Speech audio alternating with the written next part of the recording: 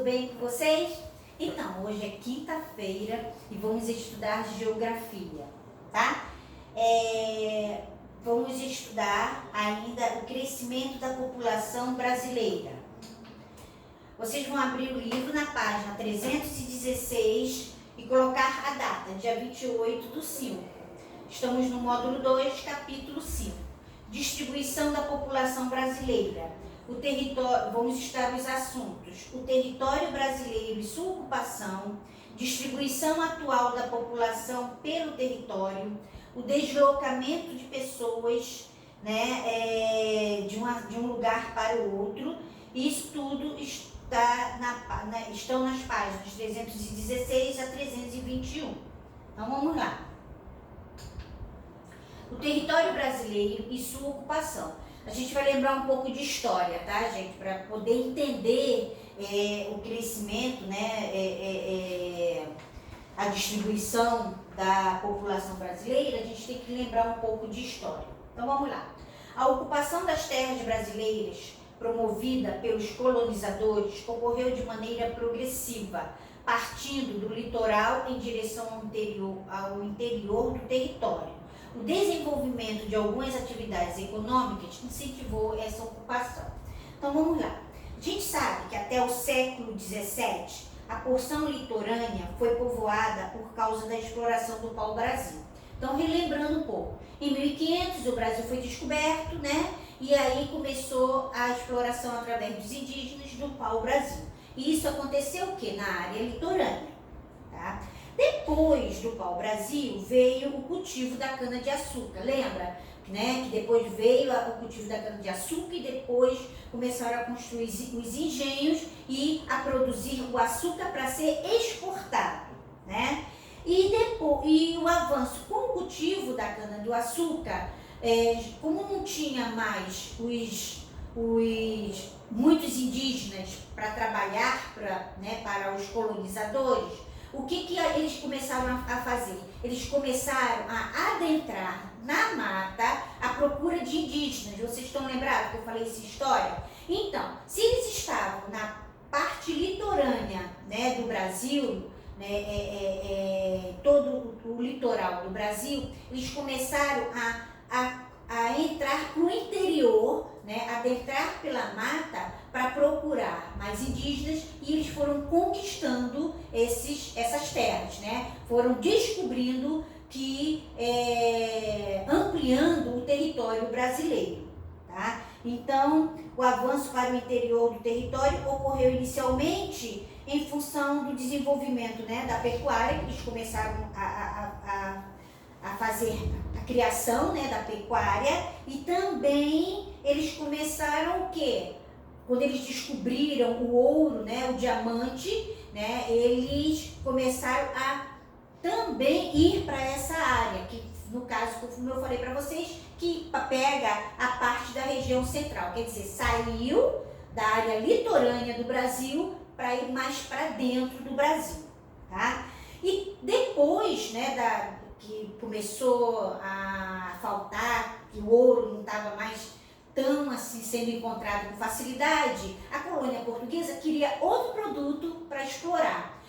Os bandeirantes adentraram mais ainda pela mata. E sabe onde eles chegaram? Na região norte, né? E descobriram que lá tinha o quê? As drogas do sertão, que são os produtos nativos da Amazônia, né? Que é o urucum, o guaraná, a canela, a castanha, como eu já falei para vocês. E começaram a explorar essas drogas do sertão e também conquistando mais território. Aí, gente, quando chegou no século XVIII, a pecuária e a mineração de ouro e diamantes impulsionaram uma ocupação mais efetiva no interior do Brasil. No século XIX, essas atividades e também o cultivo de café e de algodão se tornaram os principais motivos dessa ocupação. Vocês perceberam todo esse processo? Como foram conquistando o nosso território, que hoje é o Brasil, que é tão grande. Como isso aconteceu, gente? Que foi cada vez mais explorando o que a nossa terra tinha e foram conquistando, por isso que o Brasil tem o tamanho que tem hoje, que é muito grande, tá? Aqui tem escravos trabalhando na mineração de diamantes em Curralinho, já em Minas Gerais, que vocês já estudaram essa parte. Bom, agora, gente, já na metade do século XX, né, a gente agora já está no século XX, o governo federal passou a implantar projetos de povoamento no interior do território, com a construção de Brasília, que é a nova capital do Brasil. Também incentivou a mineração e promoveu a construção de rodovias para ampliar a integração entre as regiões centro-oeste e norte e o restante do país. O que acontece? Quando chegamos no século XX, a região sudeste, a região sul, né, e um pouquinho da região nordeste estava sendo bastante povoada, mais a região sudeste e a região sul. A região sudeste principalmente porque, né, Rio e São Paulo foram as cidades mais desenvolvidas. E quando chegou na década de 50 e 60, o Brasil, a parte da região centro-oeste e a região norte, não estava tão povoada assim. E aí, quem assumiu esse governo nessa década? Foi o Juscelino Kubitschek. Juscelino Kubitschek, então, resolveu povoar mais a região centro-oeste. E o que ele fez, gente? Ele resolveu construir Brasília. Ele queria transferir a capital do Brasil, que era Rio de Janeiro ainda, né? Construiu Brasília e transferiu essa capital para lá. Dessa forma, a região centro-oeste, ela ficou mais povoada, tá? Mato Grosso do Sul, Goiás, hoje Brasília, né, que é no Distrito Federal. Então, fez com esse intuito de povoar mais essa região que estava sendo pouco povoada. A população estava mais concentrada na região sudeste, né, entre São Paulo e Rio de Janeiro, e na região sul, tá bom? Bom, aí, aqui, gente, é uma vista, olha só, na época em que em Brasília, ó, vista aérea da construção de Brasília, Distrito Federal, no final da década de 1950, tá? Quando ela estava sendo construída. Bom, aí vem a distribuição atual da população pelo território. Vamos lá. A numerosa população brasileira não está igualmente distribuída no território do Brasil, do país. Por isso, temos áreas muito povoadas e outras pouco habitadas. Observe o mapa abaixo. Essa parte mais escura do mapa são os lugares que estão mais povoados, né, que a população é maior. Nas áreas mais claras, que são essas daqui, são as áreas menos povoadas. Observa só, gente. Então, antes começou, né, o Brasil ele começou a ser povoado toda na área litorânea, olha só. É bem escuro, ó. Vocês estão vendo que essa área do litoral é bem escura, quer dizer, é povoada desde o início, tá, que o Brasil foi descoberto, né? Então, já na área mais clara, onde fica a região norte, ó, que é aqui na parte de cima, e um pouco aqui da região centro-oeste, só um pouquinho agora, tá? Mas antes, isso aqui tudo era amarelo, na região centro-oeste tudo era amarelo. Depois da construção de Brasília, é que essa área ficou mais povoada, tá? Então, vocês vão ver, né, que eu já falei, as cores mais claras, elas representam as áreas com menor quantidade de habitantes e as mais escuras com uma maior quantidade de habitantes. Principalmente aqui, olha só, na região sudeste e na região sul. Olha como tudo é bem escuro, gente. Então, aqui significa que há uma grande população morando, tá bom? Bom, antes disso, deixa só eu falar uma coisa para vocês. Então, vamos para cá primeiro. Agora nós vamos falar sobre o deslocamento de pessoas. Depois eu concluo o que eu queria, tá? Deixa eu falar primeiro sobre isso aqui. O deslocamento que muitas pessoas realizam ao sair de um lugar para viver em outro é chamado de migração. Esses movimentos podem ocorrer dentro de um mesmo país e nesse caso são chamados de migrações internas. Quando ocorrem em direção a outros países, são chamados de migrações externas. Então vamos lá, para vocês entenderem melhor. No Brasil, as migrações internas são bem frequentes. Podem ocorrer de uma cidade para outra, do campo para a cidade, da cidade para o campo e de uma área rural para outra área.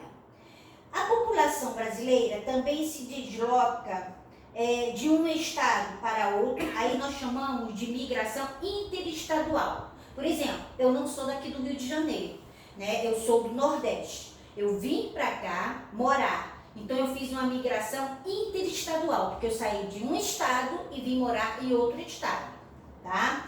E de uma região para outra, que é chamada, eu fiz essas duas migrações, gente. Eu migrei, né, interestadual e também a migração interregional, porque eu saí da região Nordeste e vim para a região Sudeste. E nesse caso, eu fiz uma migração interregional, né, que eu saí de uma região para vir para outra. E também a interestadual, que eu saí de um estado e vim para outro estado, tá? Bom, agora nós vamos observar o mapa, que eu vou mostrar para vocês, a direção das principais migrações internas do Brasil entre as décadas de 1980 e 2010. Então tá aqui, ó. Olha só como aconteceu essas migrações, 1880 a 2010. As setas mais largas representam o maior número de pessoas. Então tá aqui, ó. Muita gente saindo do Nordeste, vindo para a região Sudeste. Isso até uma determinada década. Depois, isso começou a mudar. Quem veio do Nordeste para cá, né, fez a vida aqui na região Sudeste e aí voltou para a região Nordeste. Ah, mas voltou porque fez a vida? Por dois motivos. Porque fez a vida e porque a região Nordeste começou a se desenvolver melhor, começou a se desenvolver mais, tá? Então, por isso que muita gente que saiu daqui veio para cá e depois voltou para a sua região, tá? As setas mais estreitas representam o menor número de pessoas. Então, menor número de pessoas que saindo, né, da região, poucas pessoas saem da região centro-oeste para ir para o nordeste, poucas pessoas estão saindo, hoje em dia, menos pessoas, né, estão saindo, né, da região sudeste para ir para o nordeste. Então, são as setas bem estreitinhas, tá? E também tem aquele caso da migração interna, como eu falei para vocês, ó, saindo de um estado para outro, né? Aqui no caso, olha, gente saindo do estado da região sul, indo para o centro-oeste, tá? Aqui, ao mesmo tempo, na região norte, como ela é muito grande, há muita migração interna. Muita gente que sai do Amazonas para vir para o Pará, de Roraima para vir para o Amazonas, Rondônia para o Pará, então, e assim sucessivamente. Também, como essas regiões são perto, uma bem perto uma da outra, também tem essa migração que é constante, tá? Só para vocês entenderem como isso funciona. Bom, gente, olha só. Por hoje é só. Vocês viram que não é difícil. Essa matéria de geografia está um pouco misturada assim com história, mas tudo é um processo do crescimento do Brasil, tá bom? Então, um beijo para vocês e até a próxima aula.